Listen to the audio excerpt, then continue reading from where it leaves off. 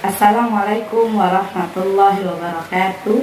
Jumpa kembali dengan saya Zaleka mahasiswi UIN Fatmawati Provinsi Bengkulu, program Pasca Sarjana jurusan Tarbiyah.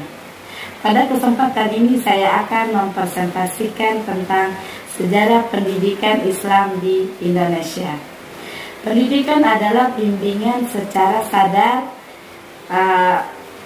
oleh pendidik yang mengarah pada pembentukan manusia yang ideal, yang sempurna akhlaknya, sejalan dengan misi kerasulan Nabi Muhammad SAW, yaitu menyempurnakan akhlak yang mulia.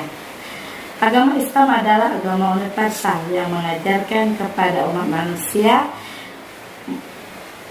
kewajiban untuk melaksanakan pendidikan, karena dengan pendidikan manusia dapat memperoleh bekal kehidupan yang baik dan terarah, sehingga terjadi perubahan tingkah laku manusia dalam profesinya sehari-hari. Menurut Dr. Muhammad Fadil Al-Jamali, pendidikan Islam sebagai upaya untuk mengembangkan, mendorong, serta mengajak manusia untuk lebih maju dengan berlandaskan nilai-nilai yang tinggi, kehidupan yang mulia, sehingga terbentuk pribadi yang lebih sempurna, baik yang berkaitan dengan akal, perasaan maupun perbuatan. Perlu kita ketahui bahwa pendidikan Islam di Indonesia pada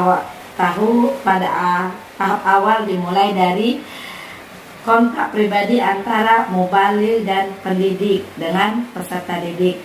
Setelah komunitas Muslim terbentuk, mereka membangun tempat beribadah, yaitu masjid. Masjid merupakan lembaga pendidikan Islam yang pertama muncul di samping rumah tempat kediaman ulama dan mubaligh. Setelah penggunaan masjid dianggap sudah cukup optimal, maka perlu kemudian untuk memiliki sebuah pusat pendidikan dan pembelajaran Islam. Maka muncullah lembaga pendidikan seperti pesantren atau surau sebagai tempat untuk menuntut ilmu pengetahuan keagamaan. Pesantren sebagai akar pendidikan Islam untuk memahami, mendalami, menghayati, dan mengajarkan ajaran Islam dengan menekankan pentingnya moral keagamaan sebagai pedoman perilaku sehari-hari. Di pesantren terjadi sebuah proses pembentukan tata nilai yang lengkap, yang merupakan proses pemberian ilmu secara aplikatif. Menurut Muhammad Tolha Hasan dalam bukunya Dinamika tentang Pendidikan Islam disebutkan bahwa komponen yang ada dalam pesantren diantaranya ada 5. Yang pertama yaitu adanya kiai sebagai sumber ilmu pengetahuan. Yang kedua, kitab-kitab. Yang ketiga, masjid sebagai tempat kegiatan di samping menjadi tempat ibadah. Yang keempat, santri sebagai pencari ilmu. Dan yang kelima adalah pondok sebagai tempat tinggal santri. Adapun proses pembelajaran di pesantren secara umum menggunakan 2 metode. Yang pertama sorongan atau individu. Yang kedua bandongan atau sistem Wheaton atau berkelompok. Yang mana keduanya ini mengajarkan tentang kitab tertentu yang menggunakan bahasa Arab.